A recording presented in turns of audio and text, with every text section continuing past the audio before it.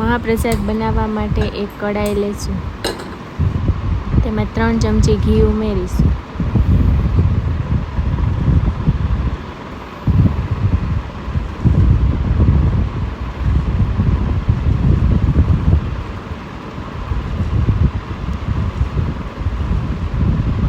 હવે ઘી ગરમ થાય એટલે તેમાં 1 વાટકી રવો ઉમેરીશું અને ધીમે ધીમે હલાવતા રહીશું, જેથી રવો ચોટી ન જાય.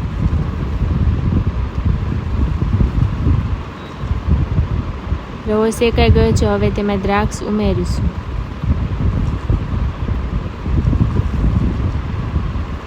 અને થોડી વાર હલાવી લઈશું. હવે તેમાં 1 વાટકો ખાંડ ઉમેરીશું. ખાંડ બરાબર મિક્સ ન થાય ત્યાં સુધી તેને હલાવી લઈશું. હવે તેમાં થોડું ગરમ દૂધ ઉમેરીશું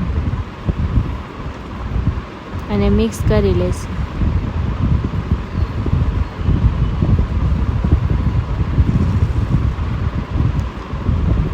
હવે તેને ધીમા ગેસે હલાવતા રહીશું.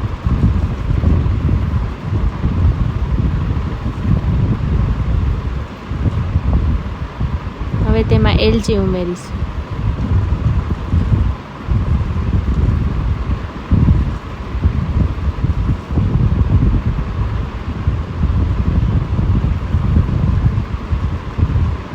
હવે તેમાં કાજુ, બદામ અને પિસ્તાને મિક્સ કરી લઈશું.